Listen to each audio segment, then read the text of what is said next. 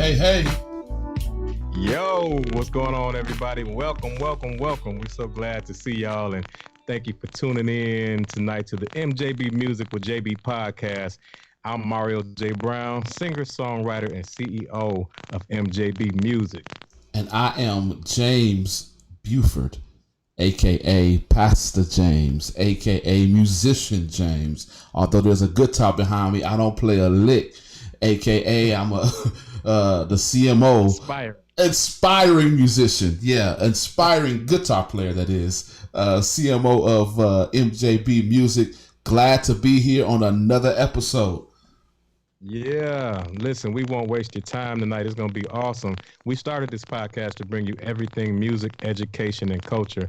We understand that it's more than a song, so some people, we can make the song. That might be the easy part, but there's so many things that happen surrounding the song and artists becoming successful. So, JB, tell them what they can expect when they tune into our podcast. Well, when you tune in, you will get valuable information from various entertainment industry professionals, such as producers, songwriters, makeup artists, entertainment lawyers, photographers, musicians, and many, many more.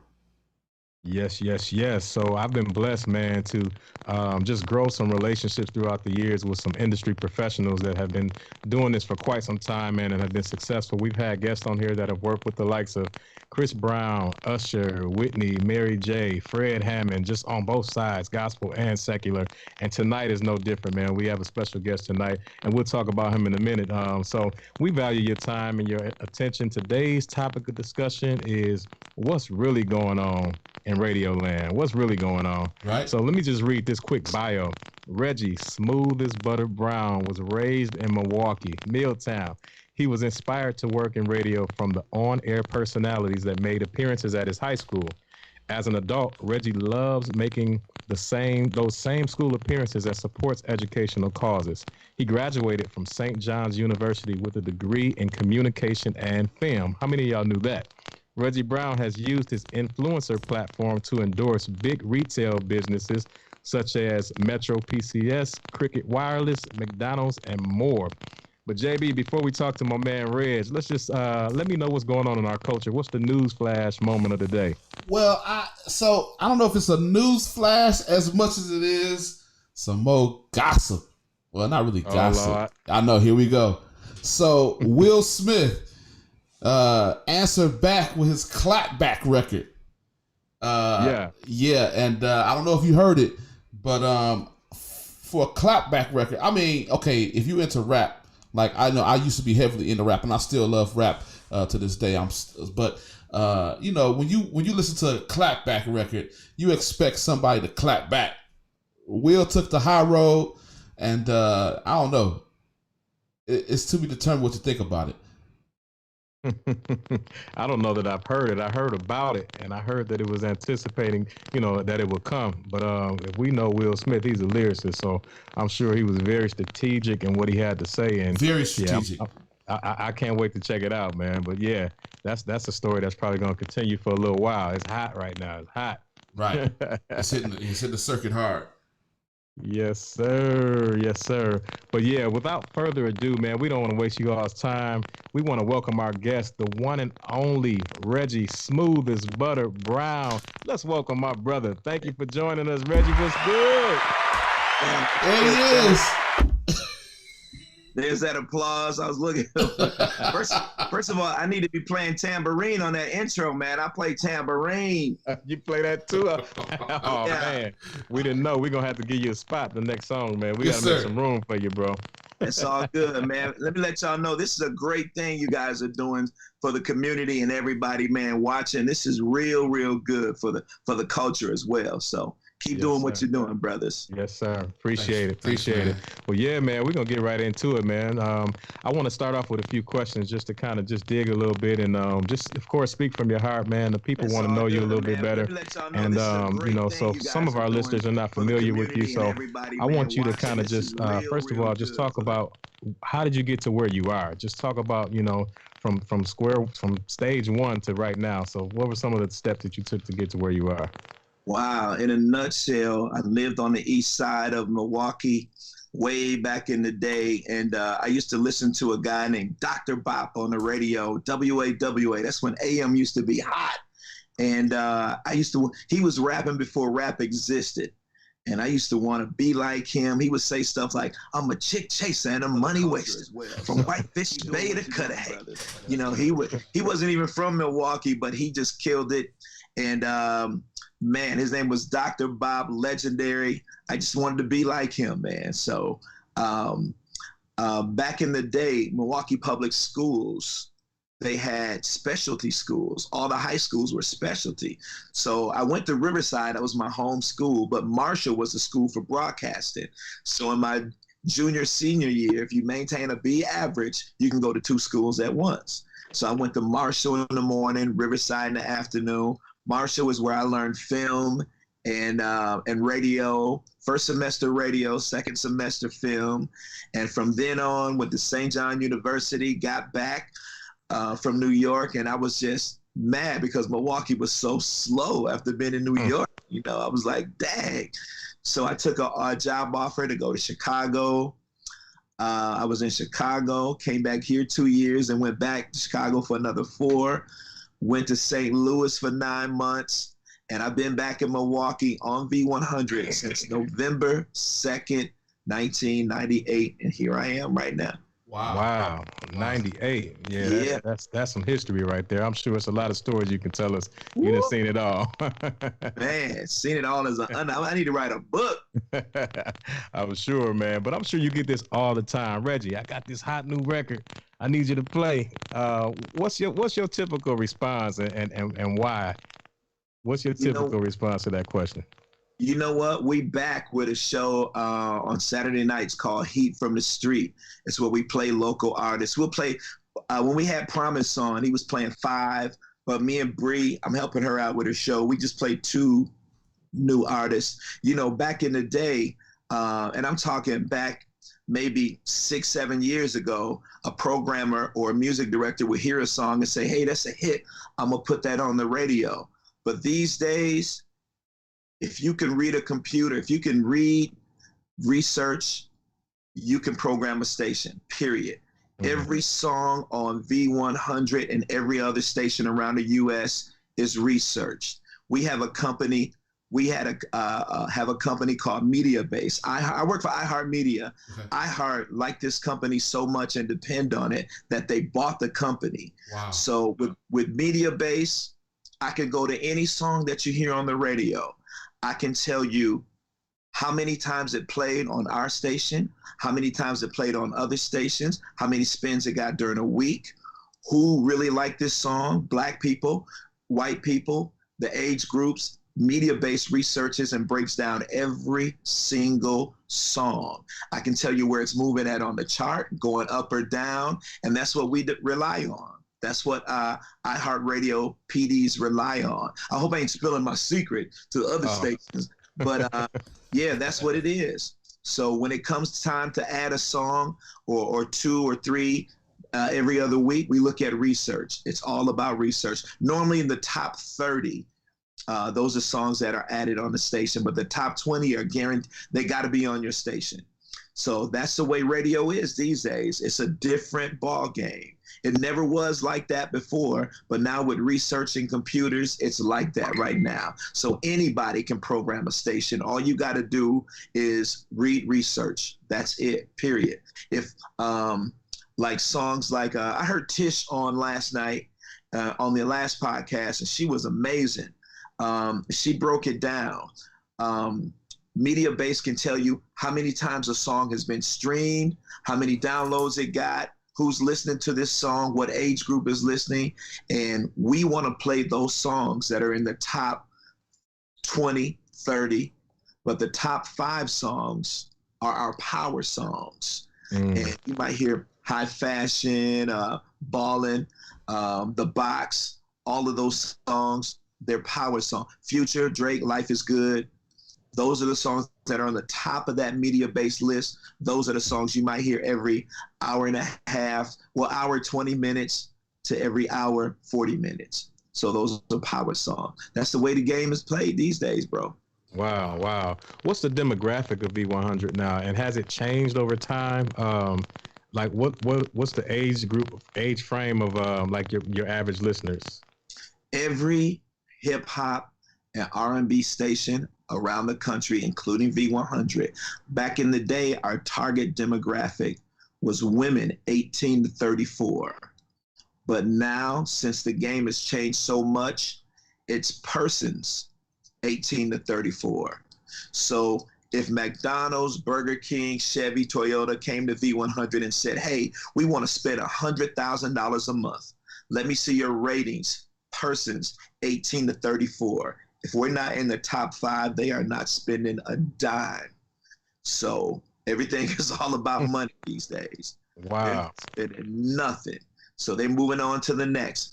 A station like an older adult station, I don't want to say any station's name, but that play, Anita Baker, Brandy, like that. Their target demographic is persons 35 to 54. That's their demographic. That's their meat and potato. That's why I get my bonus persons 18 to 34. If I'm number 1, persons 18 to 34, I get my bonus. If I'm number 2, lower bonus. Number 3, lower bonus. But persons 18 to 34, that's how we live. That's how we eat. So every song has to be researched, and every song has to cater to those that are listening in that demographic. Wow. Yeah, I was wondering, man, because a lot of times you hear the same songs in rotation, and not everybody understands why that is. And you kind of just spoke to a little bit about it, as far as it really kind of boiling down to money. And right, the average listening time to a radio station, even though we want people to listen long, but in Milwaukee, the average listening time is 23 minutes. The majority of the people that are listening are in their cars. So 23 minutes. It takes you 23 minutes to get from Bayshore to Brookfield. 23 minutes. Northridge to Grand Avenue. It takes you 23 minutes. And when you get in that car, you want to hear your favorite song. So those power, if we had competition, those power songs would rotate faster. You might hear them every hour and 10 minutes, But right now, we good with what we do.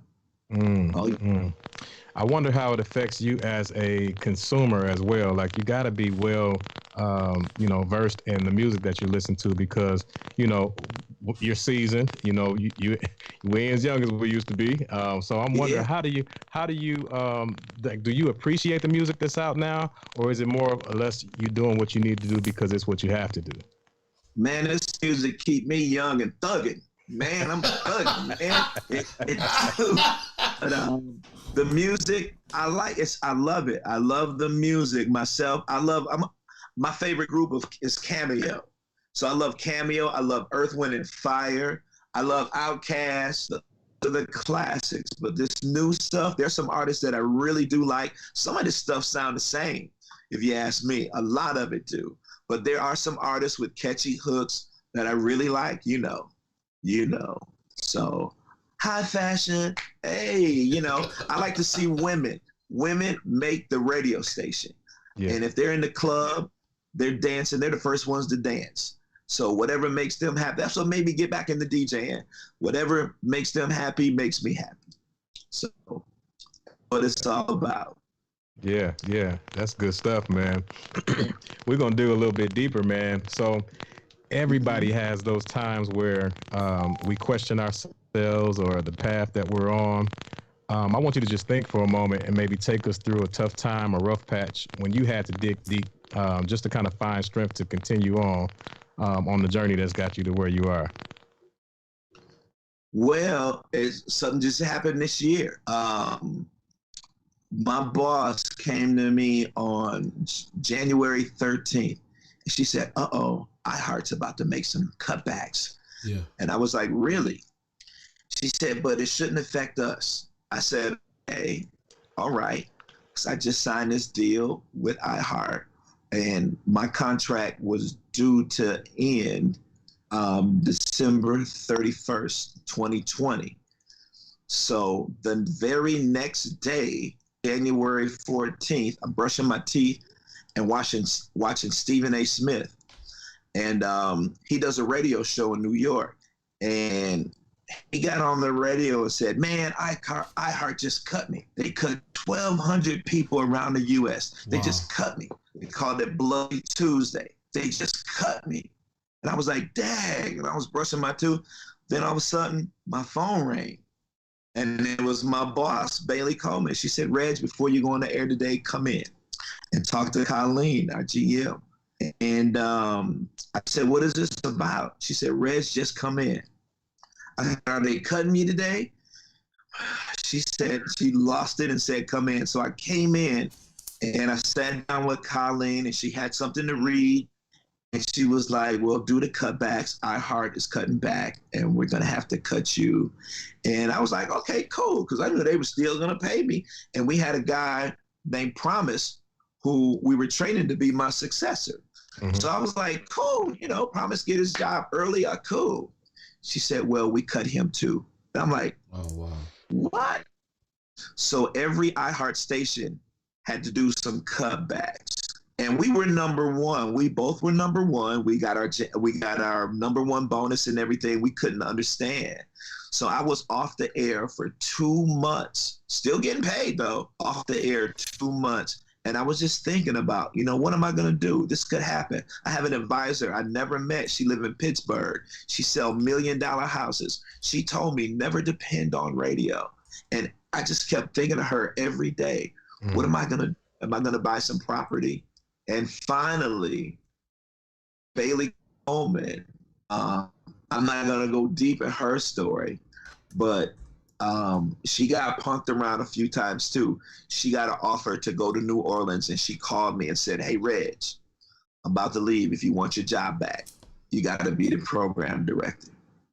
So here I am today. I'm on the air, the program director. I never wanted to be a program director. I never wanted to be a boss or anything, but I wanted my job back. So here I am. And that made me think I'm more cautious now about this job. You never know. It could happen. They could come in tomorrow and say, I know you signed a 3-year contract, but we got other plans. Wow. So it's crazy. Yeah, I got cut plenty of times before. I felt bad for Promise because this was his first time. When I was in Chicago, a company, GCI, bought the company that I worked for. GCI, they bought the company that I worked for. So we were out of jobs. So, but I had film as a backup. I did some film work for this guy who partially put me through college, so I was all good. Oh, yeah. Wow. Yeah, man. I know that you've had a chance to, been afforded a chance to meet a lot of people in the industry. We didn't even name any of them in your bio. If you could just speak to some of the people you've had a chance to meet, and then also how much of a role do you feel relationships played in you meeting, one person or another? A great role. It's amazing. One of the most exciting people that I've met before. I don't know if you can see this tattoo, but it's the Prince symbol. I met Prince 3 times. Oh, wow. He had a brother, his name is Dwayne, who lived here, and Dwayne introduced me to him at the 1999 tour, backstage. And then I met him again in St. Louis when he just had lost his baby. He was with Mai Tai. And I put my hand out to shake his hand. And he was like, yeah. He just pointed. He didn't touch me. So he was on this germ thing. And then the last time he came to Milwaukee, well, actually, he came a few days early. Day and the time were rehearsing at the Mecca. And Morris called me and said, hey, man, come on down. We can go get something to eat. I'm staying at the Hyatt. Come on down. So I got down to the Mecca, and I saw Morris, rehearse. He was sweating and everything. He said, hey, man, I'm about to go back to the hotel room and, get something to eat, some room service. You want to see Prince? And I thought he was going to give me some tickets. I said, yeah. He said, come here. And we went in one of the dressing rooms, and sitting in a corner by himself, it was a crowded dressing room, but in the dressing room at the Mecca was Prince. And I talked to him for about 15 minutes. And we talked about his music, the internet. He's the one that really started Apple Music. You know, not Apple Music per se, but, you know, getting your music on the internet. Wow. It was Prince. There's a 4-hour documentary I got in here. It's a 4-hour documentary on Prince that talks about that. But he started this thing, you know, with Napster and all of that. So in Napster. But all of a sudden, a chick came in and said, all right, Prince, let's go. He was like, okay, and hit it. And like Jamie Foxx said, I was gay for that. That long. Prince had glitter on his mustache. He had big, pretty eyes. His eyelashes were done. And he was just talking like hypnotizing me, man. I was like, and with his answers, and he was serious. Little short dude, man. Yeah. But it was all told him about his brother and everything. That was one of the most exciting people that I've met, other than Eddie Murphy. I met Eddie, a lot of people. I messed up. I was supposed to have been in the Jam video with Michael Jackson and Michael Jordan. I messed that up because I needed a haircut.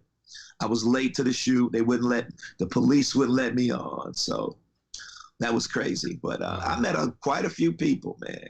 Wow. Oh yeah, I got stories to tell too, man. I need to write a book. Yeah, you do. Go ahead and write that book. Yeah, man. I want to get permission to use these pictures that I got, because I got so many pictures with some of these. Like, I came up in Chicago during the Bulls era, so all the Bulls. I got pictures of Michael Jordan, Scottie Pippen, all the Bulls era. You know, I had those guys on the radio. I was in the club with those guys all the time. I rode to the fourth championship to the Berto Center to the big park in Chicago, Grant Park, with Dennis Rodman. I was in the back. Hummer, that made me buy a Hummer. But I got stories for days. I can tell you some stories. That's amazing, bro. Because I'm just wondering, every time I see these pictures, I'm like, Reg was ahead of the game. Because I remember, like, it seemed like camera phones been around forever. And I'm like, how did he get all these photos from even back in the day? Because I had an opportunity to be around some key people, man. And I didn't, one thing that I regret, man, is that I didn't take pictures with them. You know, so those moments are just gone. So every time I see I got to shout out to my guy, Raymond Boyd. Raymond, if you ever watch Unsung or anything on TV One, if you got any old Jet magazines, Raymond was my brother, and he was always there with a camera. He's a photographer. He still takes pictures to this day, and people call him. He works for Getty now. He sells his pictures to Getty. If you see any old Tupac or Prince or anything on TV One, look for the credits. You'll see Raymond Boyd. He had me in rap magazines, Right On magazines, Word Up magazines, everything, because he worked for those magazines, and he always took pictures of me. And I got pictures now that he just sent me in black and white, all from '93 that he took. So, man, he was just there. Somebody told me once, if you don't have a picture of it, it never happened. Yeah. You don't have a video of it, it never happened. So keep that in mind. So I said, all right, cool. Absolutely. Right. Oh yeah. Yeah, I know you said some things have changed in the industry as far as how things are programmed. Talk to some of the similarities. So, like, some of the things that stayed constant besides the music. What are some of the similarities that stayed constant between because you have a long career in it? So, some of the similarities that's got to be got to be there. You know, when I tell artists all the time, this is a business, and the only thing you have control of is making the music. You can go in the studio at midnight and make a song, boom. But you gotta promote it, and it's so easier these days to promote. You gotta promote. You gotta get your music on iTunes. You gotta get it on YouTube. You gotta promote. You gotta push that song hard. If you believe in it, you gotta invest. I interviewed Babyface at LA, and he said, and Babyface told me, if you want to make it in the industry, you have to invest in your career, and you got to be where the action is. He told me that. He said, and I was interviewing him in Chicago. He knew I was from Milwaukee. He said, if you want to be a cheesehead, what state are you moving to? It's not New York. It's not Atlanta. It's not LA. You're moving to Wisconsin, you know. So you got to be where the action is, you know. He lived in Atlanta where the action was. He went from LA to Atlanta. Now he's back in LA. But you got to be where the action is, you know. He really got established in Atlanta. LaFace Music, him in LA. So, but you gotta promote your music. You gotta get help. You gotta go to your friends. You gotta tag people, tag DJs. You gotta bug the program directors. You know, do what you can. It's guys that make club songs and they expect for the radio to make them famous. No, do not depend on the radio. Like V100, do not depend on us to make you hot. Not at all. First of all, Milwaukee is not a chocolate city. 28% of our listeners are Black. So Milwaukee is not a chocolate city. What I mean by a chocolate city is a city that has more than one radio station playing the same thing. In Atlanta, there's 8 urban stations. Wow. So they can get loose on certain songs. But us in Milwaukee, we only focus on the hits. No, we only focus on the songs that are hot. So you got to remember that. If you can make it here, you can make it anywhere, because this is the roughest place to do it. And people, my boss, Bailey Coleman at the time, they hated her because she wouldn't play songs and wouldn't do this. But Bailey was playing by the book. And that's why we were always number one. She was fighting to get her bonus. And she did. Every 4 months, every 3 months, we get a bonus. And since I've been the program director, I just got mine. I've been playing by the Bailey Coleman Handbook. I've been playing by Bailey Coleman Handbook. But we don't have any competition here. We don't. Now, if we had competition, it'll be some drama. You know, the country station might be number one, you know, but you gotta promote your music. You gotta be everywhere with that song. Video, I heard Tish talking about that. Video, streaming, all of that. You gotta promote. It's important. Yes, sir. Really? Oh, wow. Yeah. Wow. You know, it's interesting, man. As someone like you who has made their mark, and you can find opportunities anywhere in the world, what keeps you grounded here or there in Milwaukee when you can go anywhere you choose? My family. I got family here. I got grandkids now, man. That's right. I got grandkids now. So my family, my grandchild is 3 years old. His name is Nazir.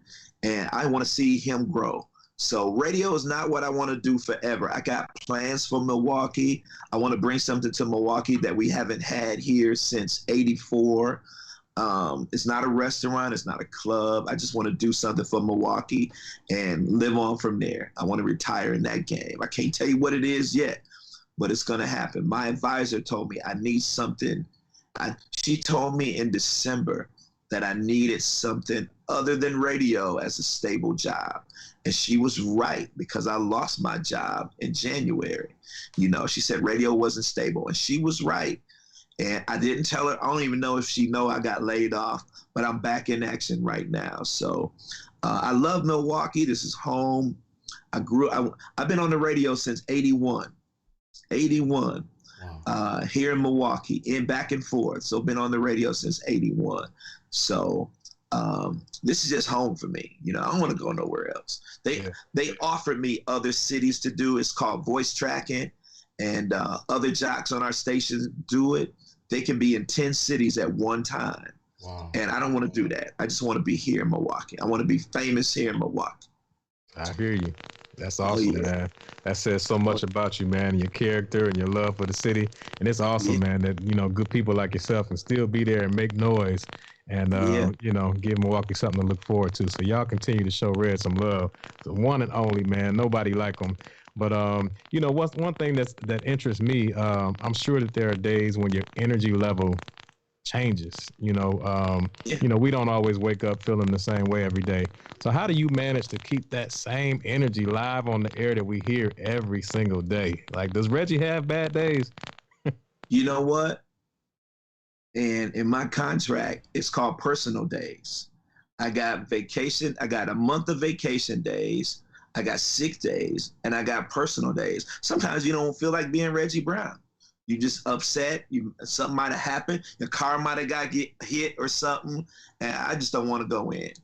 And sometimes it happens. But me, I hate staying at home. I get bored.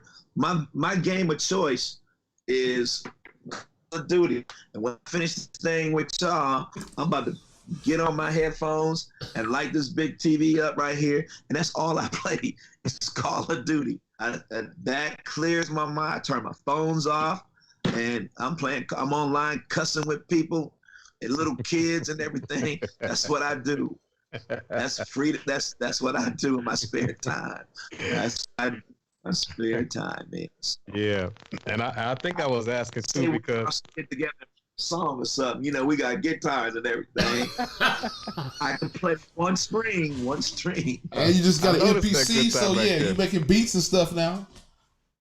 Yeah, man, I could do some beats, even though I ain't turned my drum machine on since June. But, you know, I can make a little something. I keep that on the low, though. I keep it on the low. Yeah.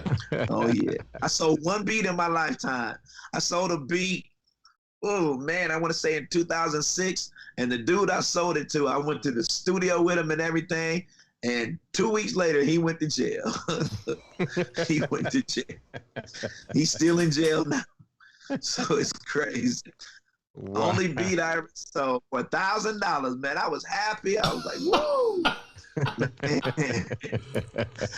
I got so scared, I erased that beat out my drum machine. I didn't want to get, did you do this beat, you know, from the feds?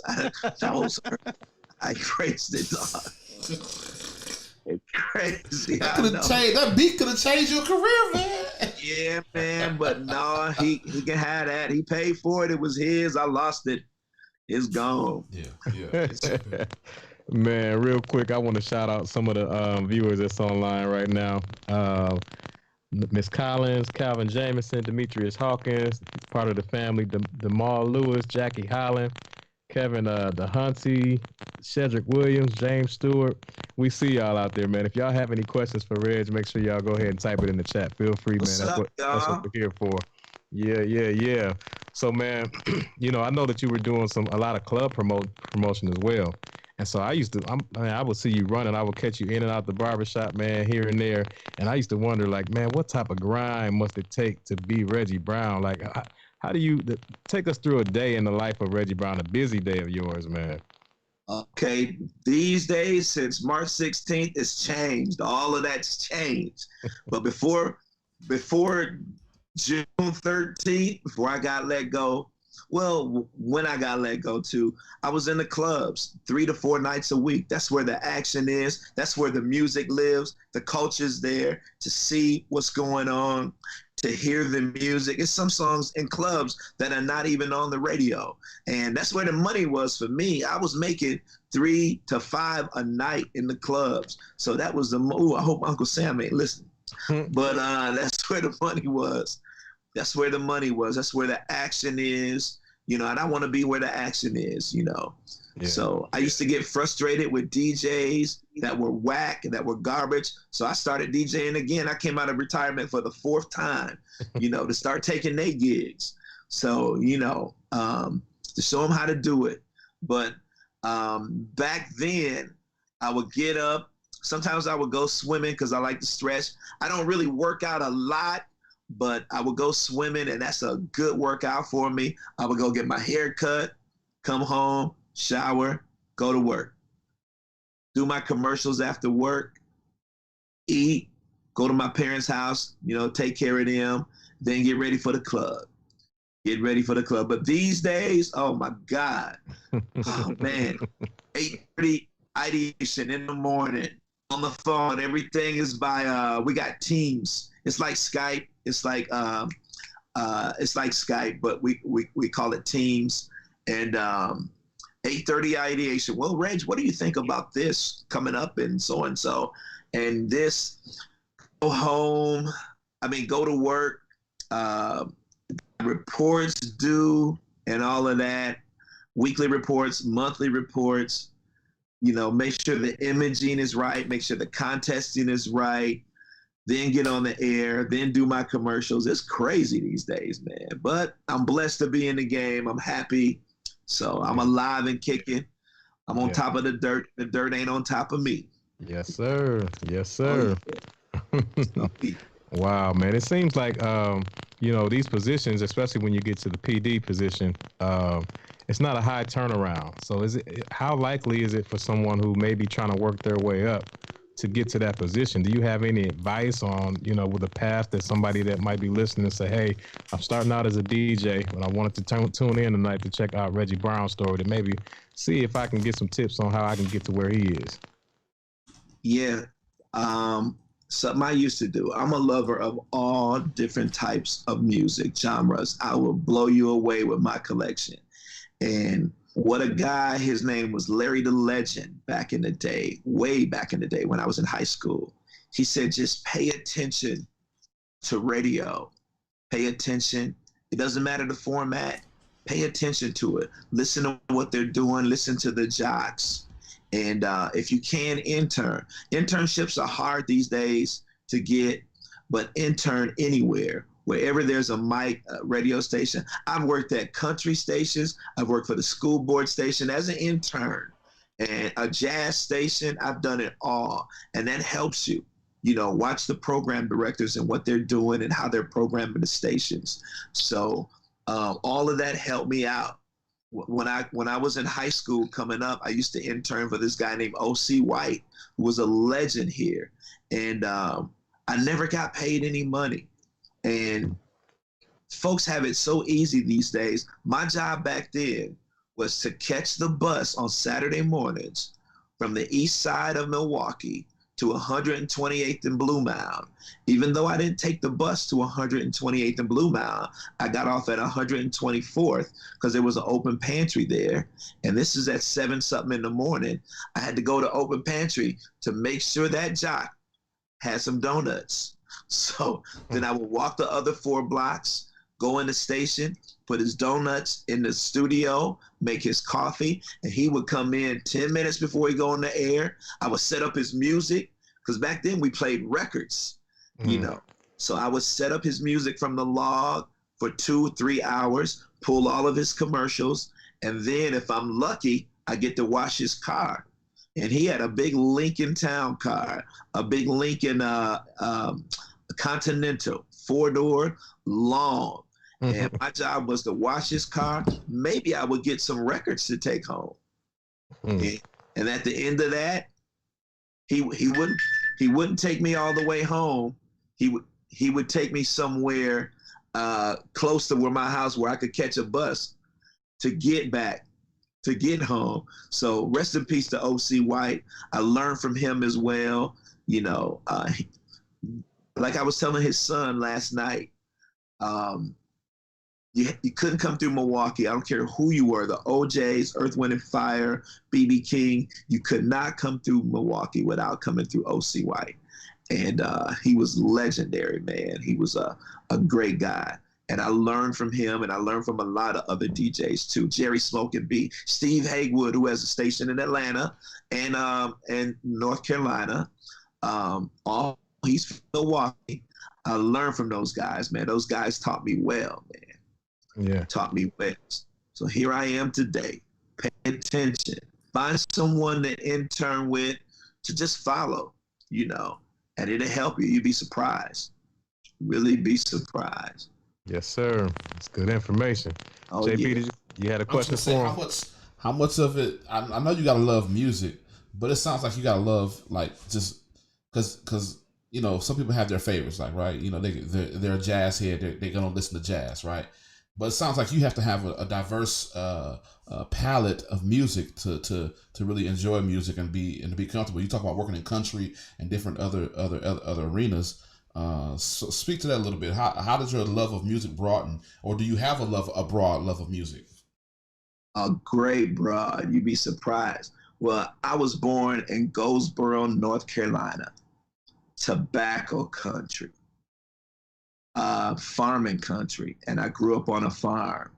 And And when my mother and father met at Seymour Johnson Air Force Base in North Carolina, and they moved here in 71. And every summer, me and my brother would go back to North Carolina to work for our school clothes and stuff, and we paid $5 an hour, which was a lot back then. So we would make that money. But on the farm, there was no black stations. So I grew to like the Eagles, the Rolling Stones, all of those guys, which I love now. I grew to listen to that music and like it. So even country songs, Waylon Jennings and all of those guys back in the day. So you hear that every day. If you hear it every day, you're going to like it. So, and I just wanted to play an instrument. I played trumpet. I played bass in high school for Riverside. I play piano too, but I play by ear. I could play songs by ear. And my favorite all-time group is Cameo. I love Earth, Wind, and Fire. Musical groups that are making music that are real music, real music, man. Maurice White was a beast, from Earth, Wind, and Fire. So I just grew to like that kind of music. Elton John, I love Elton. His real name is Reginald Dwight, that's his real name. So that kind of music with feeling, music with emotion. I just grew up on that kind of stuff, man. You'd be surprised. Really surprised, yeah. Did your love for music come from someone in your family? Was it passed down or something you heard as a kid, or? My dad. I gotta say my dad, because he would buy all the albums back in the day. The Rufus featuring Shaka Khan, all of those, and even the comedy albums he would buy and stuff like that. And when he would leave the house, I'd go down there and listen to him. The Tower of Power, The War, all of that. Don't mess with my records, boy. Don't mess with my records. But when I was in high school, I never went to my prom. But I DJ'd almost every school's prom while I was in high school. And I would use my daddy's stereo system from the house, his turntable. I would have 2 cassette decks, his Sensui speakers, his receiver, and I got a living room stereo system at Riverside Gym playing everything. I'm serious, man. And I would borrow records from everybody in the neighborhood. And that's how I would record songs off the radio from Hot 102 and WAWA and play those during the homecoming. It would sound crazy. You might hear a commercial at the end of one. Hey, all right, everybody, coming up next. It was crazy, man.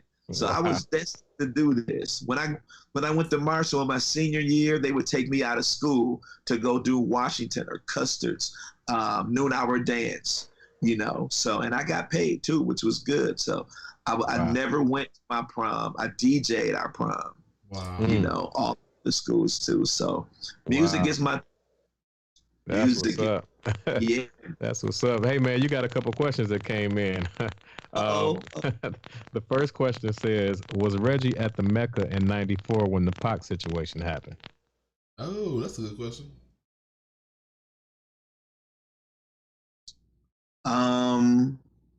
94. Yeah, but I wasn't there. No, it wasn't the Mecca. It was the Eagles Club. Okay. I think it was the Eagles Club. Okay, now check this out. Here's my Tupac story. I got all these cassette tapes in front of me. It's a room full of cassette tapes. All right. In 1991, in November 91, I was on the radio in Chicago, and my boss, who was taking Portuguese lessons, came in the studio. His name is James Alexander. He said, hey, there's 2 guys down here. They want to be interviewed. One guy from a group, Digital Underground, and the other guy is an actor, Khalil Kane and Tupac Shakur or something. he was reading it. And he said, should I let him up or just get rid of him? I said, no, let him up, let him up, let him up. So he let him up, and it was Tupac and Khalil Cain from the movie Juice. They were in town to promote the movie. It was just them two, and they didn't have an appointment. They just want to come to Chicago to promote the movie. So they did. So we got on the air, and we talked, and we talked, and we talked, and we ordered food from this spot called Bennigan's, and we just talked. So Tupac told me, he said, if I ever can do anything for you in the long run, man, let me know. I'm down. So when Tupac came to town, I was in Milwaukee. V100 was going up against a station called Hot 102 back in the day. Mm-hmm. And Tupac wouldn't do no interviews at all. So my girl, Dina, shout out to my girl, she's in Germany now. But Dina, she was the manager at the hotel. She said, Tupac's at this hotel. I told her that story. I said, can you put me through to the room? So she put me through the room. His manager answered the phone. And I said, look, my real name is Reggie Brown. I was in Chicago as Jammin' Dave. I interviewed Tupac and Khalil Cain. And Tupac said, if I ever need a favor, he would do it for me. The guy covered up the phone. He said, hold on. Give Tupac the phone. I did an interview with Tupac. Hot 102 was so mad, they stopped playing his music for a week. But I got that interview, and my boss was like, how did you get an interview with Tupac? I said, I had to pull some cards, yeah. So that was crazy. That was my Tupac story. I don't think I'm not sure if I was here. That might have been the first time he was here, because I got to Chicago in June. No, my first day was July 1st, after the 4th of July, 94 in Chicago, when I got back to Chicago. Because I know Pac had came here twice. That must have been the big fight in Chicago where he got into it. Scarface tells this story real good because Scarface was here, and he got some drama with some people here. That was that situation. But wow. Yeah, man, I gotta find that interview is on one of these cassettes somewhere. Oh yeah, on one of these cassettes. I got a bunch of cassettes. I got a bag of cassettes in here, man. It's crazy. But yeah, every year I post that story, Khalil Cain, he was the first guy that got killed in Juice. He would comment or like the picture because I always tag him. All the wow. Rest in peace to Pop. Yes, sir. Wow. Hey, I'm interested. We got maybe two more questions and we'll let you go. This also came through the thread from the same guy, Ray, who's also one of our partners. That's right. He says, who, in Reggie's opinion, was a better DJ? Mike Love, Wolf D, DJ Blade, Reggie Brown, or Tony Neal?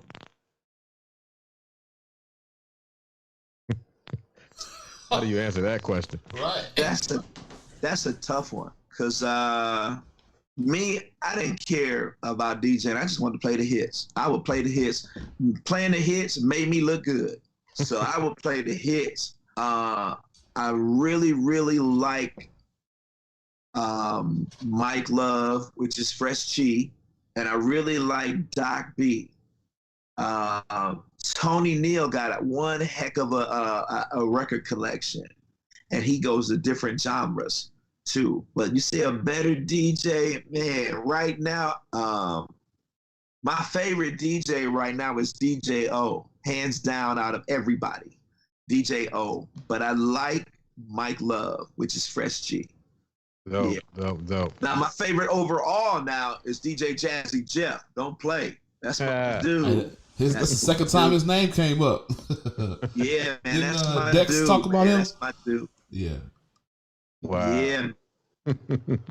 Oh man, I got a question for you too. Go ahead, Jay. Jakari Jordan asked, what are some types of things you do to stay productive on a daily basis when you don't have any work?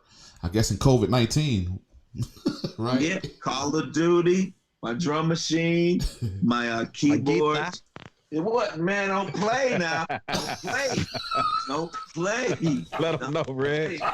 You know what? You know what? I am fortunate to be friends with James Alexander. And if you don't know who James Alexander is, His son is Jazzy Faye. James Alexander was in the group The Barcades. When Otis Redding got killed, he died in a plane crash, leaving Madison, Wisconsin, headed to Chicago. James Alexander had to view the body, and because Otis's wife, couldn't do it. So I asked James about a year or so ago, that song Otis by Kanye and Jay-Z. I said, "Are you getting paid from that record?" He said, "Yeah, man, you know it, because he played the bass on that song." Wow. So he still get royalties from that song. But I tell James all the time, I was a member of the Barcades in my room growing up. I was in all those groups back in the day, brother. All of them in my room. My horn, I was in Kool and the Gang. I played bass with Kool and the Gang. I was man. Yeah. I was cool too. That was my name, Cool too. Cool too. Yeah, I played bass, all of that in my room, man. It was crazy. Oh yeah. But yeah, just keep busy. I just keep busy with stuff. I got family I go see. I'm playing video games. Well, the only game I play is Call of Duty. And they send me all the games free. They send me Madden. They send me the what's this game I got up here? The baseball game that just came out. They send me all of that free, but they don't send me Call of Duty. Fortnite? You got Fortnite? Yeah. What is it? You got Fortnite? Of course I got Fortnite. My grandson, he's 3. He loves that game, man. I don't know. He loves that game. I just asked. I don't even play video games. I don't even know anything about video games. I don't play it though. I don't play it. All I play is Call of Duty. I'm a gun enthusiast. I got one heck of a collection. Never mind, we won't go there. But anyway. Run up on them if you want to. Yeah. Oh, man. Woo, don't say that. Don't say that. Right. I can tell y'all stories. Woo, I can tell you stories. No, man. But before we wrap up, man, it's one question I've been asking, the guests that have came on this past week. God forbid anything were to happen to you soon or, tomorrow, tonight, whatever. What do you want to be remembered for when you leave this earth? What would you want to be remembered for? Man, a guy that want to see the next generation, and the next generation excel no matter what. That's why I always go to schools. Anything that Milwaukee Public Schools want me to do, I'll do it for free. I don't charge them. If they want me to host something or do anything, I won't charge, because back in the day, that put me on top. When I got to New York, they tried to teach me the same thing I learned in my 2 years at Marshall. And I was blessed to be in advance, as a freshman in college because of Marshall. And Marshall put me in this spot right here where I am. And I thank God for them. Marshall got me a job working in film. Mr. Jim Morrow, rest in peace, Mr. Paul Moynihan, those guys put me through school. I was learning on the go, and that's working in film. When I came home from school, I was working a full-time film production job. I was working on Hot 102 and in the club, but the majority of my money was from film. And kids today just need some guidance. And I would talk to any kids. I love the kids, man. They are the future of this world. That's why I would do any school for free. I never charged to go into the schools, just for me to be able to talk to these kids. And the people that are underpaid the most are teachers. Mm-hmm. Our teachers should be getting paid like these basketballers, these professional football players and all of that, because the teachers are massaging the brains of our kids. Parents are too, right? But I can still remember. I'm not even sure if these teachers will remember my name, but I remember them from back in the day. And I just want to be, a teacher to some of these kids and be able to teach them anything they want. I always let the kids come to the studio, do tours, all of that. If I'm okay. If I'm free that day, I let the kids come and sit down and do what I do. That's how it is. My guy DJ Cheerio, look at him now. He used to come sit in the studio with me. I'm gonna do this one day. Now this guy is doing some of everything. So, man. And when it comes to music, if I like your song, if I love it, I'm gonna be behind you. I'm gonna be behind you, and I'm gonna show you the right way to go. You got my support. I just want to shout out at the Grammys. That's all I want. Yeah, shout out to Reggie Brown. He put me on. If I can get that, I'm good. Yes, sir.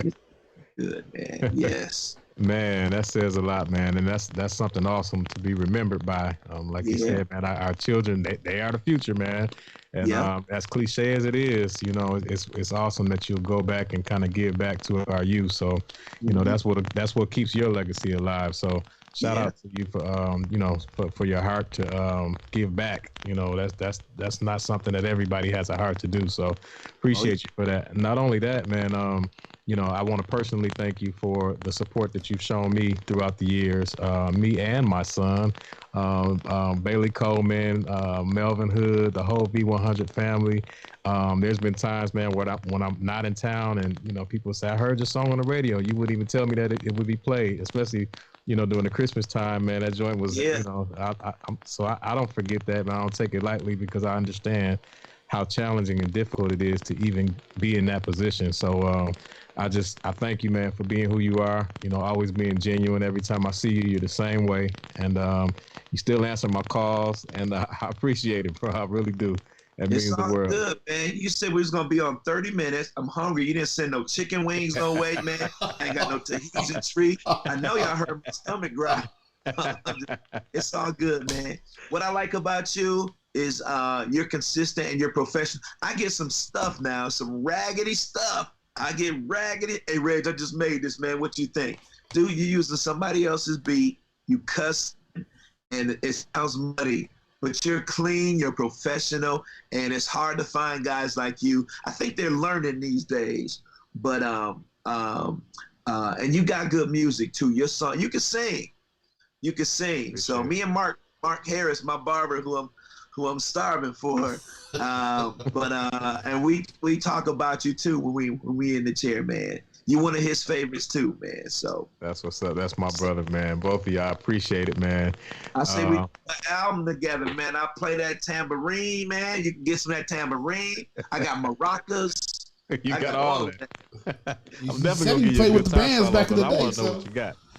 This one finger right here, though. This one finger. Whoa, man.